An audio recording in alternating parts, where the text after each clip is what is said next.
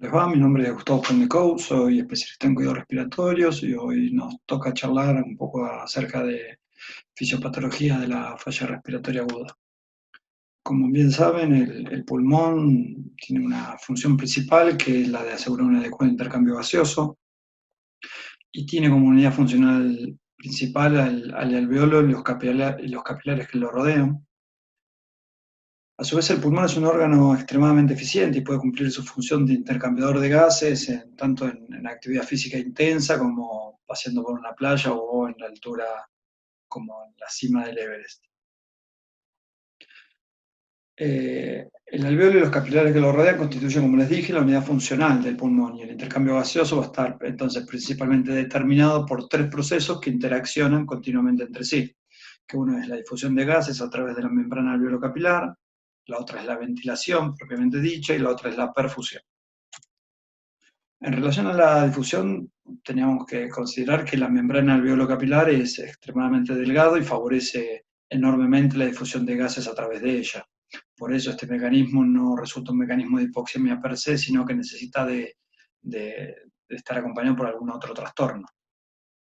La ley de Fick estudia este mecanismo de la difusión y básicamente lo que dice la ley de Fick es que la difusión es igual a lambda, que es un coeficiente de difusión de gases, al área que representa el área de la membrana a través de la cual los gases van a difundir. Ustedes piensan que el área de intercambio gaseoso del pulmón es aproximadamente 140 metros cuadrados, lo que equivale a una cancha de tenis, tiene un espesor muy finito y tiene mucho tiempo de contacto, por lo cual la difusión no tiene grandes problemas, como les dije. El delta de presión, que básicamente es el motor de la difusión, o sea, que es la presión diferencial del gas a ambos lados de la membrana y lo que hace que la difusión se produzca. Y por último, el espesor de la membrana, que como bien les dije, es casi despreciable, es una micra.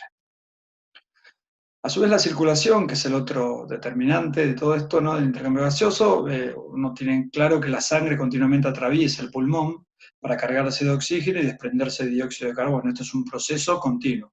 Y por otro lado, la ventilación, que es un proceso mediante el cual tomamos gas del ambiente para llevarlo hacia los pulmones y desde los pulmones lo devolvemos al ambiente. Eso también es un proceso cíclico y que se repite en una persona normal alrededor de 14, 16 veces por minuto.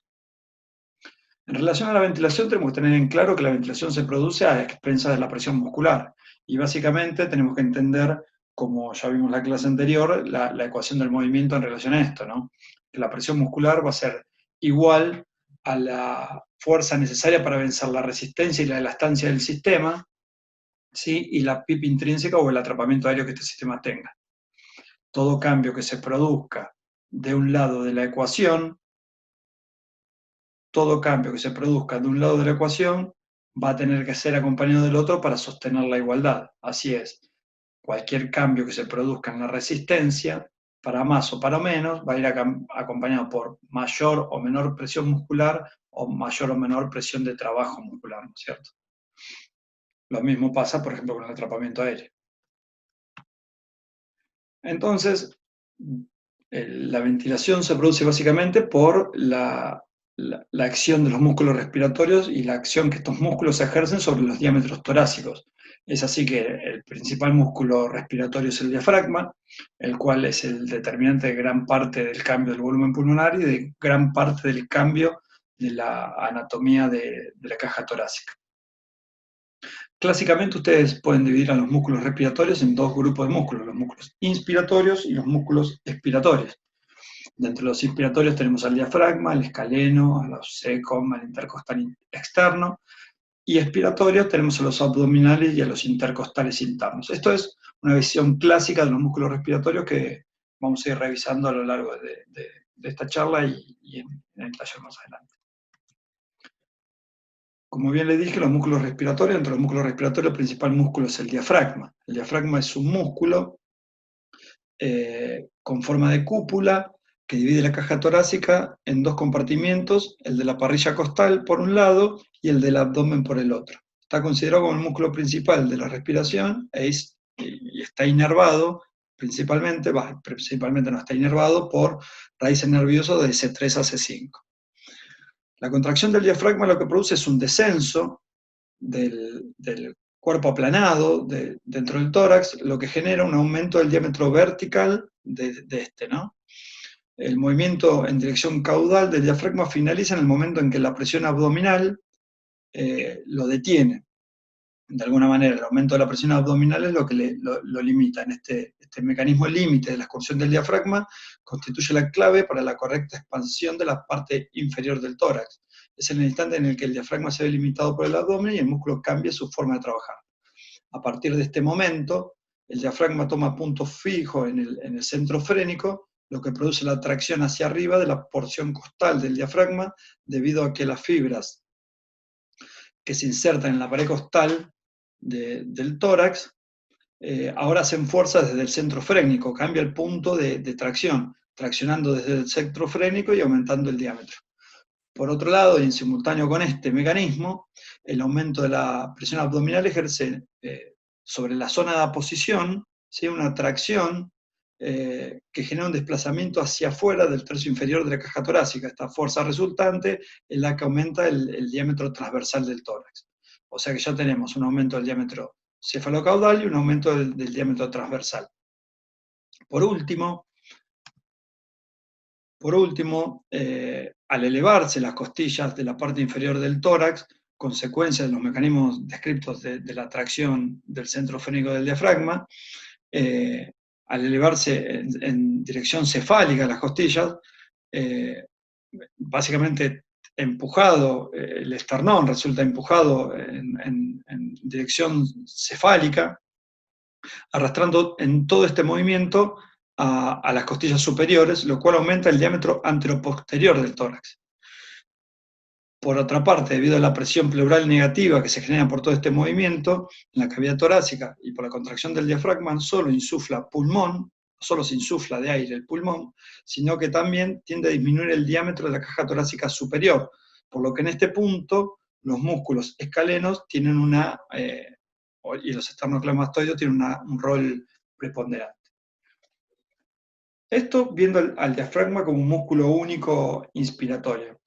También tenemos los músculos intercostales. La teoría clásica, la de Hamburger,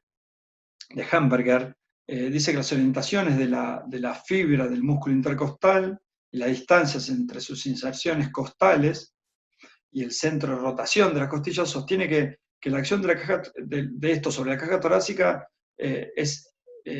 para los músculos intercostales externos la acción es inspiratoria y para los intercostales internos la acción es expiratoria.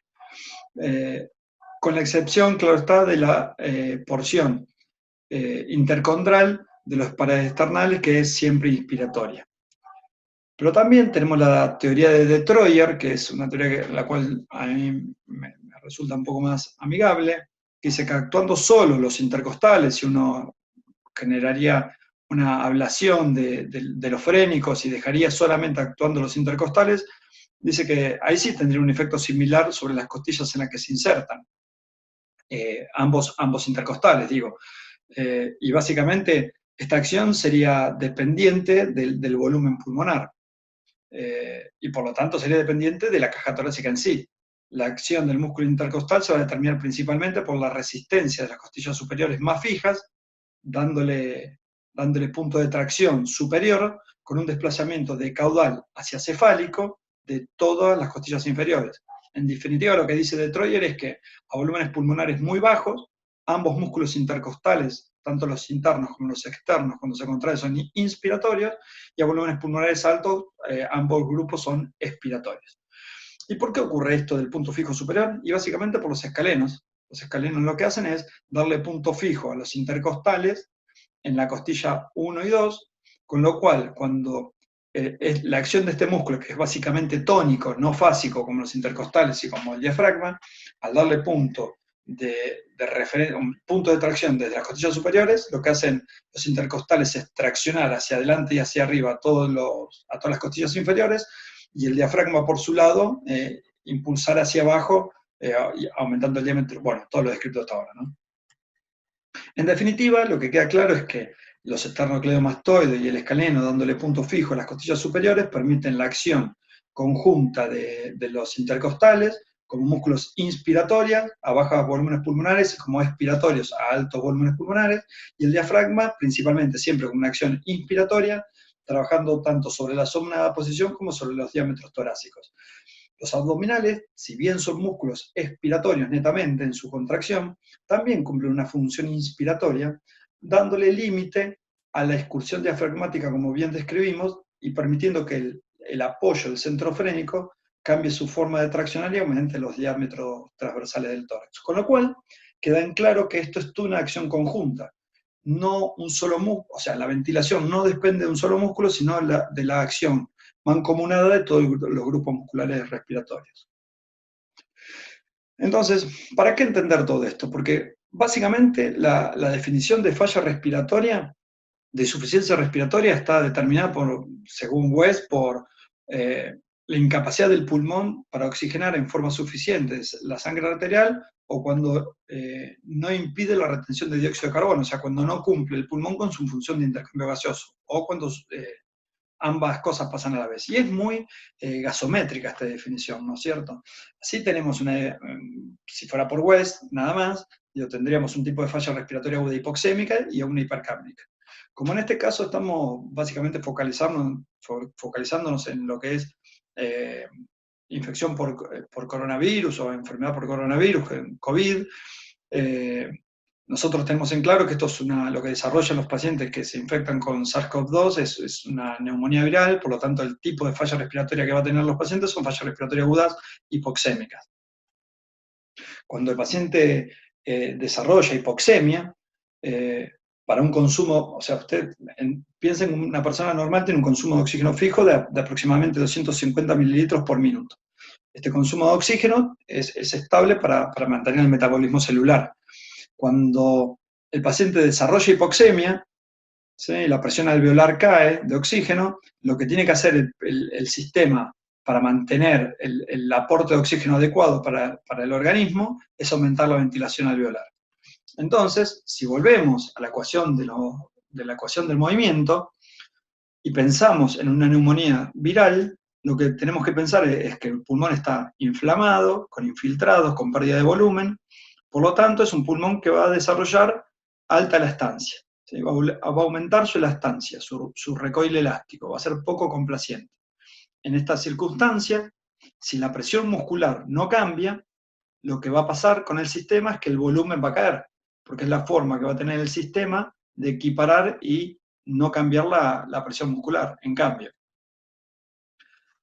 ¿qué pasa? Digo, a ver, si el paciente tiene capacidad para aumentar la presión muscular, obviamente va a compensar este aumento de la elastancia con aumento del volumen, lo cual también es riesgoso para el sistema por sobredistensión, ¿no? Digo, volutrauma.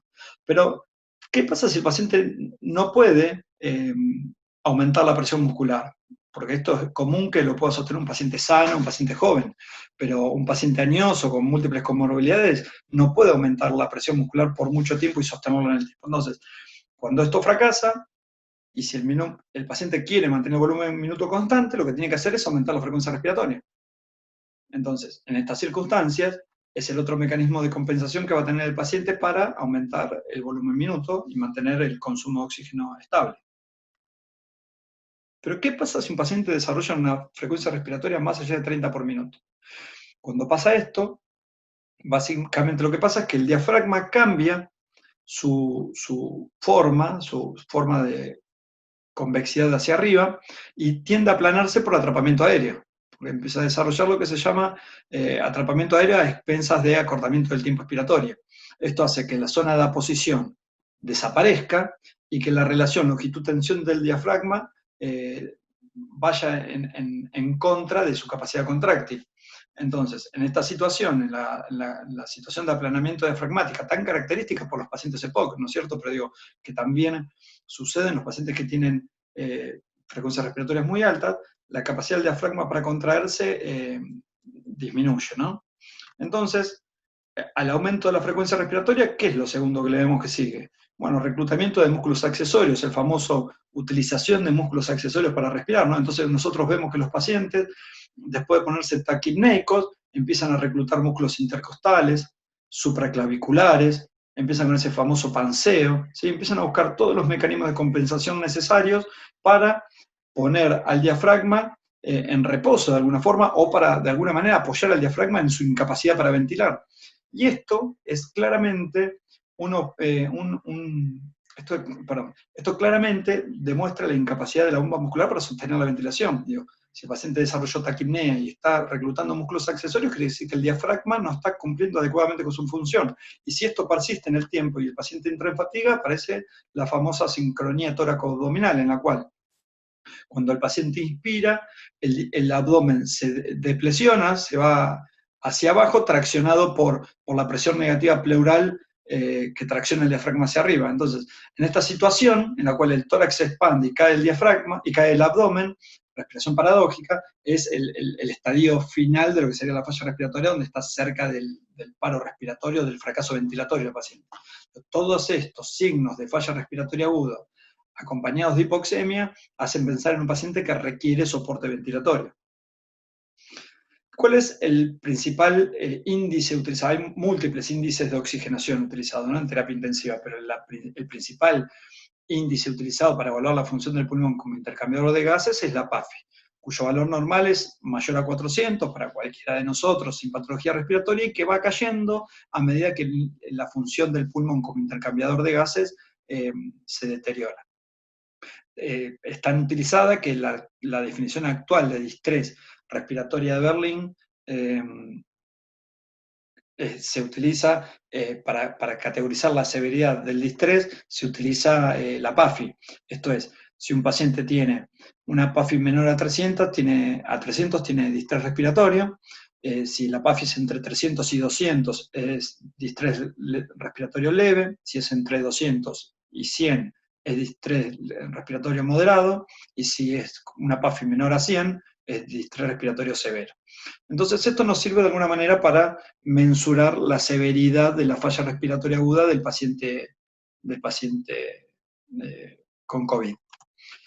Entonces, ¿cuándo deberíamos nosotros pensar que la falla respiratoria aguda requiere soporte ventilatorio? Bueno, la necesidad de soporte ventilatorio va a estar establecida con base en los siguientes criterios. Va a haber criterios clínicos, que podemos tener en cuenta la disnea, de moderada a grave, con signos de aumento del trabajo respiratorio, esto que decíamos, reclutamiento de músculos accesorios, tiraje supraclavicular, o disnea moderada a grave con taquipnea. ¿Sí? Si el paciente está taquipneico, disneico o con uso de accesorios, como vimos hoy en la definición, estos ya son criterios clínicos de requerimiento de soporte ventilatorio en el cual la bomba muscular no está alcanzando para suplir la necesidad. Y criterios gasométricos, obviamente esto en lo posible acompañado con criterios gasométricos que pueden ser simples, como por ejemplo un gas arterial en el cual tenga menos de 60, como la definición exige, menos de 60 milímetros de mercurio, o que tenga una saturación menor a 92 con oxigenoterapia adecuada, ¿no? Digo, la mayoría de las guías lo que recomiendan es que el paciente sature menos, o sea, para pensar en soporte ventilatorio, que el paciente satura menos de 92 con máscara reservorio a 10-15 litros por minuto de flujo de oxígeno. Obviamente la presencia de hipercapnia también es un marcador, porque si bien la hipercapnia no es una característica de la falla respiratoria aguda hipoxémica, al contrario, los pacientes suelen estar hipocápnicos porque están taquipneicos, esto es un claro marcador de la falla ventilatoria, porque si el paciente ingresa en la zona de fatiga y no puede sostener la ventilación alveolar, lo que va a empezar a pasar es que además de la hipoxemia va a estar acompañado por hipercapnia.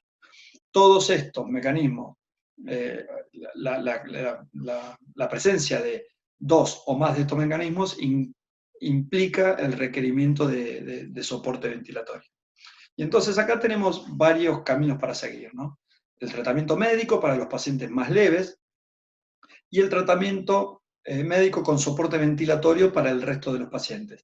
En COVID, el soporte ventilatorio no invasivo está contraindicado porque hay un alto riesgo, no es que está contraindicado literalmente, sino que se recomienda evitar hacer, porque hay un alto riesgo de aerosolización de partículas con contaminación del personal, como bien describieron los reportes italianos y los reportes de China, ¿no? Con lo cual, uno evitaría por todos los medios hacer soporte ventilatorio no invasiva, ya sea alto flujo, oxigenoterapia de alto flujo, o ventilación mecánica no invasiva. Entonces, en el paciente que describimos recién, con requerimiento de falla respiratoria aguda hipoxémica, con requerimiento de soporte ventilatorio, iríamos directamente por el soporte ventilatorio invasivo, que es lo que vamos a ver de ahora en más a lo largo de todo el curso. Bueno, les agradezco mucho por su atención y quedo a su disposición para cualquier consulta. Me pueden buscar por Twitter o por mi mail a estas direcciones. Muchas gracias por todo. Buenas, ¿qué tal? ¿Cómo les va? Mi nombre es Gustavo Plondekov, soy kinesiólogo, especialista en cuidados respiratorios y soy el jefe de kinesiología del Sanatorio Ancholena, acá, Recoleta, acá de la Ciudad Autónoma de Buenos Aires. Bueno, hoy nos toca hablar de la fisiopatología de la falla respiratoria aguda en el contexto de COVID. Para empezar a hablar de insuficiencia respiratoria tenemos que pensar que hay dos tipos de insuficiencia respiratoria, tipo 1 y tipo 2, y que básicamente son una definición muy de libro o muy gasométrica. La tipo 1 es la insuficiencia respiratoria hipoxémica y la tipo 2 la hipercápnica. ¿Sí? Dentro de esos dos tipos de falla respiratoria aguda, la definición conlleva la combinación de ambas, que es la incapacidad del pulmón de generar adecuadamente el intercambio gaseoso. Por un lado, no alcanzar niveles mayores a 60 milímetros de mercurio de presión arterial de oxígeno, o no sostener al sistema con presiones menores a 45 milímetros de mercurio de dióxido de carbono. La combinación de estas dos da la falla respiratoria aguda mixta, ¿sí? La insuficiencia respiratoria aguda mixta.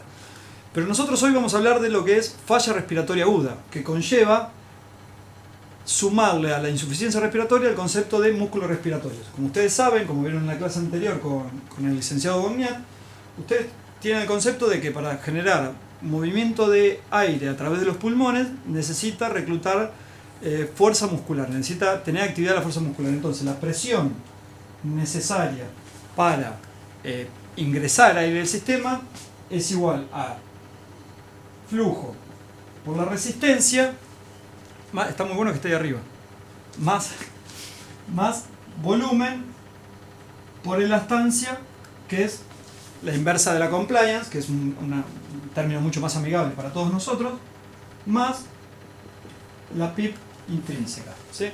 Todos estos componentes deben ser vencidos por la presión muscular para ingresar aire al sistema. Cuando alguno de estos componentes se modifica, tiene que haber una modificación para más o para menos en la misma dirección de lo que cambian estos componentes para que el mismo volumen de aire ingrese al sistema. Entonces lo que vamos a ver ahora es un sistema con una presión muscular de aproximadamente 10 centímetros de agua, con una resistencia normal, como la que tiene cualquier sistema respiratorio, que es alrededor de 5, y con una elastancia, con una compliance de 100. ¿Sí? Lo que vamos a hacer inicialmente es cambiar la resistencia del sistema, ¿sí? Elevándola al doble, que es algo que suele pasar en la falla respiratoria, ya sea por broncoespasmo o por cambio en los volúmenes pulmonares. Ustedes recuerdan que al cambiar el volumen pulmonar y perder la tracción radial de los bronquiolos, esto genera mayor resistencia a la conducción de aire. Si hay mayor resistencia al ingreso de aire, la presión muscular tiene que modificarse. Entonces vamos a ver inicialmente, como les dije, el cambio de volumen y de flujo que se genera en un sistema que tiene 5 centímetros de agua por litro por segundo de resistencia y que genera generados a través de una presión de 10 centímetros de agua. Emi, ¿podés poner esto en la pantalla? Sí, la que está funcionando ahora. Ustedes, como pueden ver ahora, claramente se ve como la presión muscular desarrollada, que es la curva primera, la color celeste que ustedes están viendo en la pantalla, genera una presión de 10 centímetros de agua. Esto es la presión muscular que está haciendo el paciente en ese momento. Ustedes pueden ver por debajo en amarillo el volumen, que es el cambio que se genera a partir de esa presión en relación a la compliance, o sea, la capacidad de distensión que tenga ese sistema, que es aproximadamente 500 mililitros, que es el BT en este caso, que moviliza al paciente. Y abajo de todo van a ver una curva de flujo con formato sinusoidal, que es la curva típica de cualquier persona ventilando espontáneamente. Por ahí uno no está tan acostumbrado a ver este tipo de curvas, porque en los respiradores solemos ver curvas cuadradas o desaceleradas, ¿sí? O constantes o desaceleradas, pero ustedes tengan en cuenta que cualquiera de nosotros cuando respira tiene este formato de curva sinusoidal. Entonces lo que vamos a hacer ahora con este modelo que le presentamos en pantalla es modificar la resistencia. Vamos a triplicar la resistencia, por lo menos vamos a llevar la resistencia a 20 centímetros de agua por litro por segundo.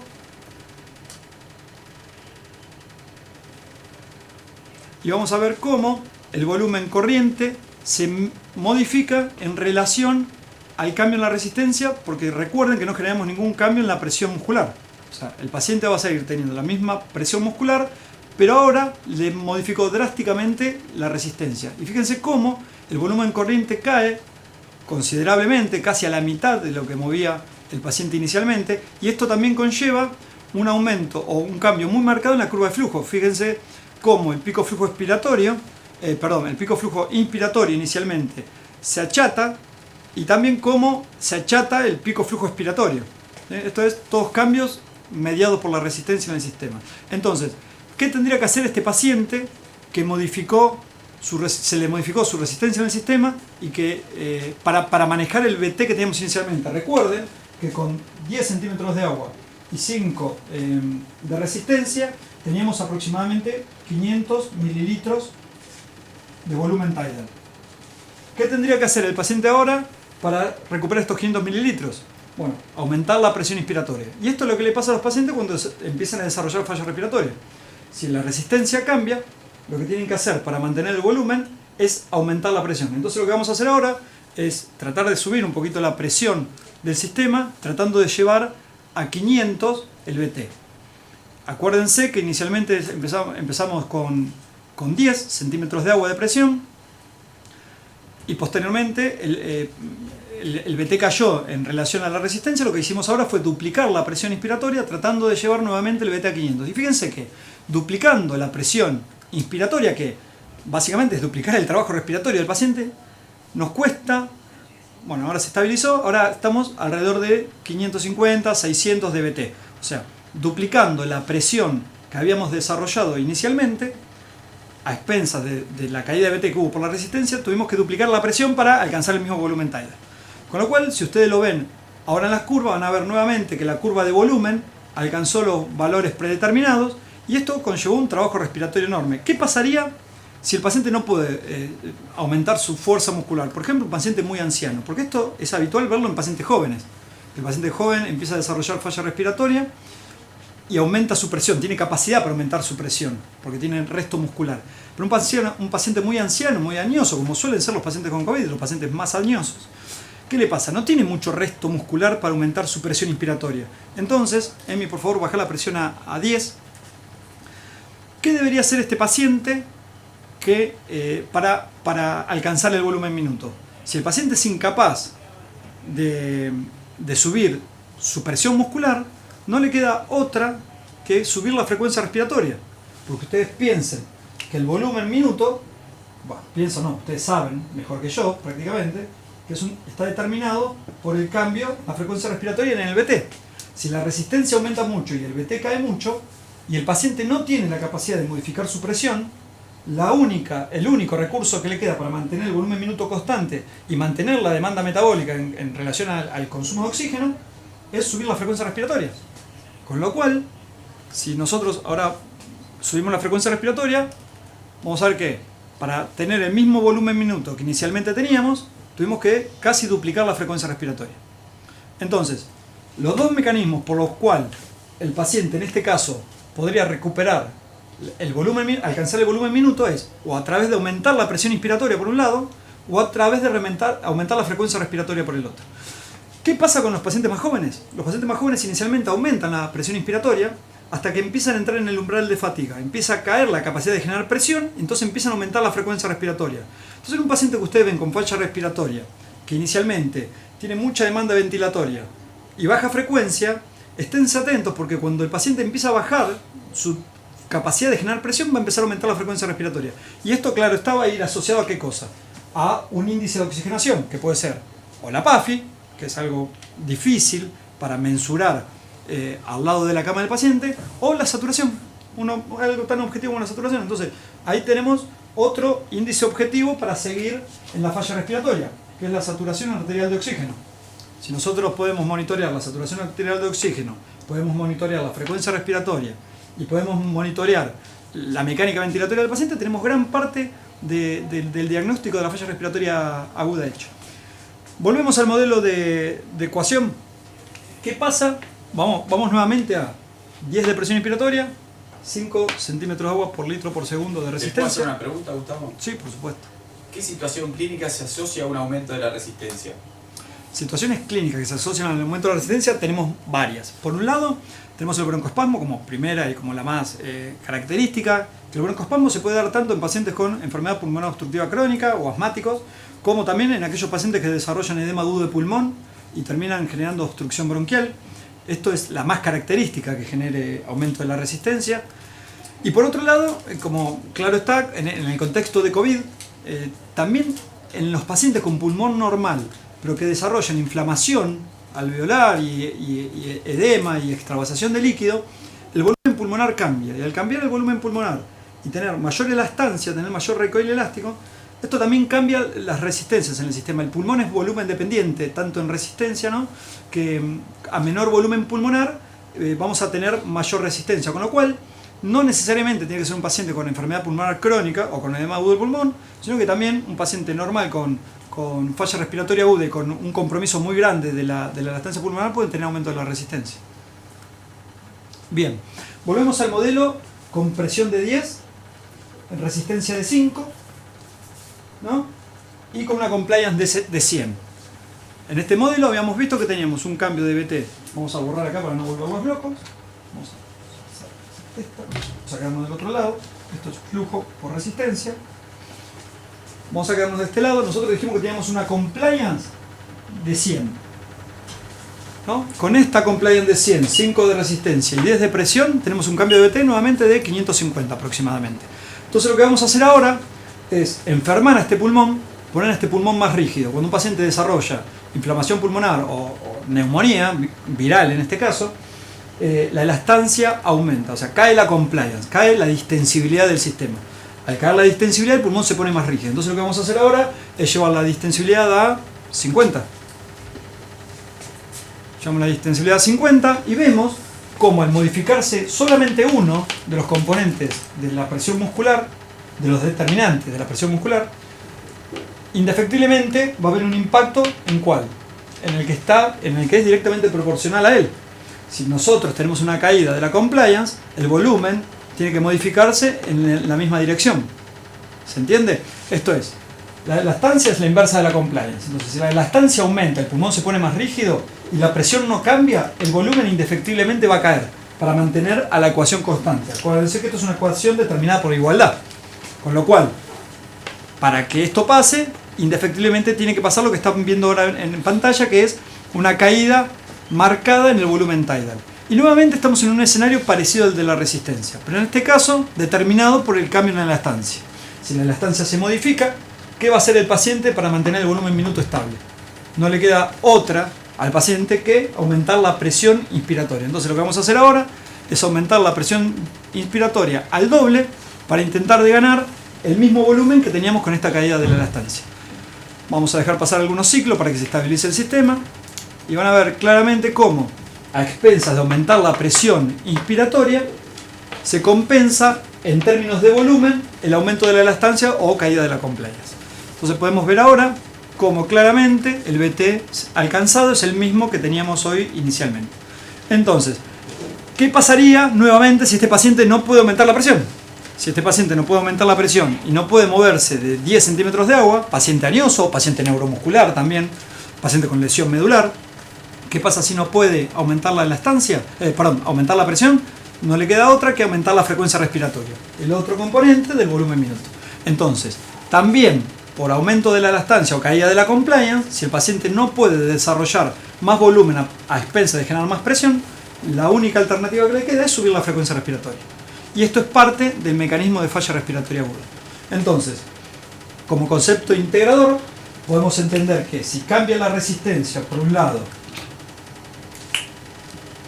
o cambia la compliance o elastancia por el otro, el paciente como un mecanismo compensador para mantener el volumen minuto es, en primera instancia, aumentar la presión inspiratoria. Esto es a expensas de trabajo respiratorio, a expensas de contracción muscular, de gasto de energía, de consumo de energía.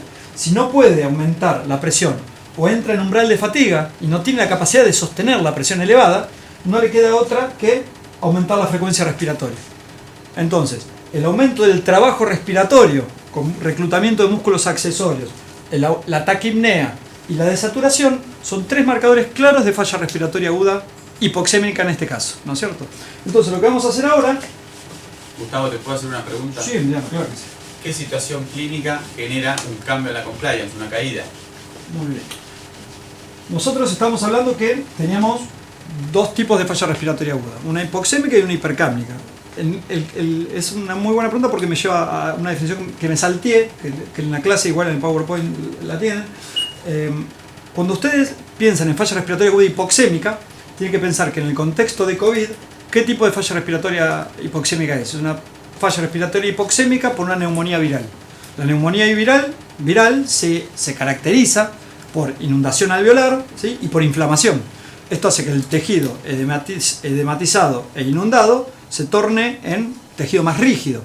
Eso por un lado. Y por el otro lado, la pérdida de volumen pulmonar también hace que, al igual que con la resistencia, aumente la elastancia. Al tener un sistema más chico, ¿sí? y con mayor rigidez, pero solamente por la pérdida de volumen también, eso aumenta la elastancia del sistema, porque, bueno, claro, es dependiente del volumen, ¿no? Entonces, en este caso, la determinante de la caída de la compliance o del aumento de la elastancia, la determinante es la neumonía viral. Entonces, para terminar de integrar esto un poco, voy a hacer un gráfico, soy muy bueno dibujando. Vamos a pensar esto en una caja torácica, esto es el esternón, esto es la caja torácica. Vamos a tener un diafragma. Entonces vamos a pensar en músculos respiratorios, ¿no? Estos son las vértebras cervicales. Esta es la primera costilla. Estos son los escalenos. Y estos son los intercostales, internos y externos. ¿Okay? Entonces, si yo les podría preguntar ahora cuáles son los músculos respiratorios principales, ustedes claramente miren, el músculo inspiratorio principal es el diafragma, sin lugar a duda, y después hay un montón de músculos accesorios. La idea de esto es tratar de pensar al sistema como un sistema sinérgico, como un sistema integrado. Y al final de esto vamos a ver por qué. Si yo lograría denervar a todos los músculos y sacar a ver, vamos a primero definir cuáles son los músculos respiratorios. Músculos respiratorios inspiratorios son el diafragma, los intercostales externos, ¿sí? Son una teoría clásica, el escaleno, ¿sí? Y por otro lado tenemos los expiratorios, que básicamente está compuesto por los intercostales internos y por los abdominales. Eso como teoría inicial, ¿no? Todo esto está en la clase en Power. Pero supongamos que nosotros tenemos la capacidad de denervar todos los músculos, de sacarle el aferente, ¿no? El estímulo, y dejar solamente actuando el diafragma, ¿no? ¿Qué pasaría si el diafragma se contrae? ¿Qué hace el diafragma cuando se contrae? El diafragma cuando se contrae se aplana y apoya el centro frénico, ¿sí? Sobre la presión abdominal ejercida por el descenso diafragmático y por la tensión de los músculos abdominales.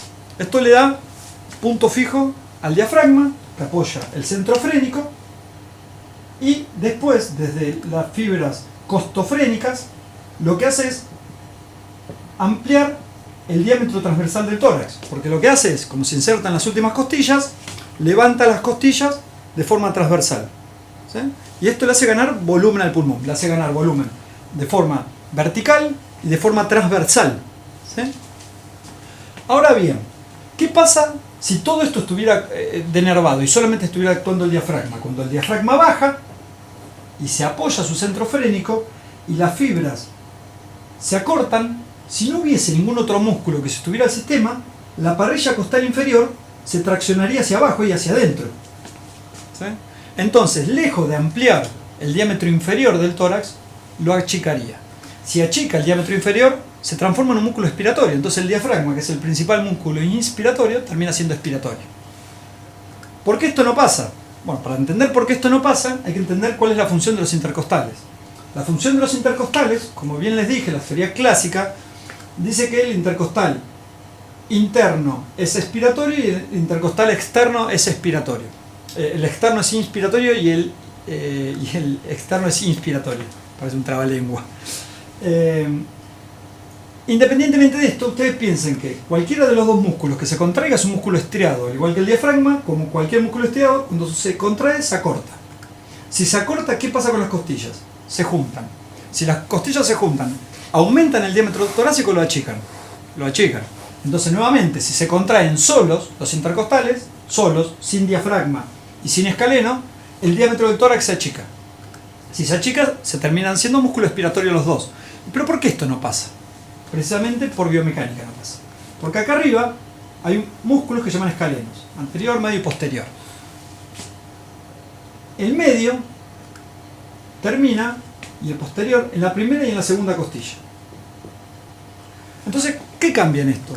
Cambia la biomecánica del músculo. Este músculo, el escaleno, es un músculo que, a diferencia de los intercostales y del diafragma y de los abdominales, tiene una función tónica. ¿Vieron como sus músculos de la espalda ahora que están sentados mirando esto? Una función tónica, la de mantener la postura en el tiempo. Si yo me podría poner un electroestimulador, un electromiograma acá, yo podría ver que esto tiene función constante. Constantemente está descargando este músculo. ¿Y por qué descarga constantemente? Porque tiene que poner un punto fijo acá arriba para que los intercostales traccionen de caudal hacia cefálico. O sea, toman como punto fijo el punto de la costilla superior que tienen. Entonces, tanto el intercostal interno como el externo, cuando se acortan, elevan las costillas y hacen el movimiento famoso de asa de balde de todas las costillas y aumentan el diámetro anteroposterior del tórax. Y esto es muy bueno que pase, porque cuando esto pasa y el diafragma baja concomitantemente con esto, la zona de posición, que es la que está inmediatamente entre las costillas y la inserción del diafragma, se separa y esta cavidad virtual genera presión negativa a lo largo de todo el tórax. Y este es el movimiento precisamente el que mantiene la costilla elevada hacia adelante, que permite que cuando el diafragma se apoya y se contrae, aumente el diámetro transversal. Entonces ya tenemos el diámetro anteroposterior, el transversal y el longitudinal que aumentan, y esto genera cambio de volumen. ¿Por qué es muy importante entender esta sinergia entre todos los músculos? Porque si el diafragma entra en zona de fatiga y deja de tener su acción principalmente inspiratoria o la ve deteriorada, los intercostales empiezan a tratar de colaborar con la respiración de manera más activa. Y ahí es cuando ustedes empiezan a ver en el paciente el reclutamiento de músculos accesorios. Cuando ustedes ven que el paciente tiene tiraje intercostal o tiraje supraclavicular que recluta para respirar el escaleno, los secom, esto quiere decir que el diafragma no está cumpliendo con su función adecuada de bomba ventilatoria. Entonces el volumen minuto de ese paciente se está viendo deteriorado. Cuando se ve deteriorado, empieza a reclutar de forma desesperada los músculos accesorios para respirar. Entonces, si ustedes tienen un paciente que tiene una caída en la oxigenación marcada, que puede ser objetivada a través de una caída en la saturación por debajo de 93-95%, esto depende mucho de los centros donde ustedes trabajan, con una máscara con reservorio. ¿Sí? Una máscara reservorio, y el paciente tiene una saturación border o por debajo de 90. Tiene aumento de la frecuencia respiratoria, esto es, una frecuencia respiratoria por arriba de 30. Y tiene utilización de músculos accesorios. Con estos tres, ustedes ya pueden hacer el diagnóstico de falla respiratoria aguda. Este paciente requiere soporte ventilatorio de algún tipo, en mayor o en menor medida. Después vamos a discutir a lo largo del curso cuál es el soporte ventilatorio adecuado. Pero con esto ustedes ya pueden determinar que el paciente desarrolló falla respiratoria aguda y que requiere soporte ventilatorio. Bueno, espero haber sido claro. Queda en contacto con ustedes. Cualquier consulta, ya saben.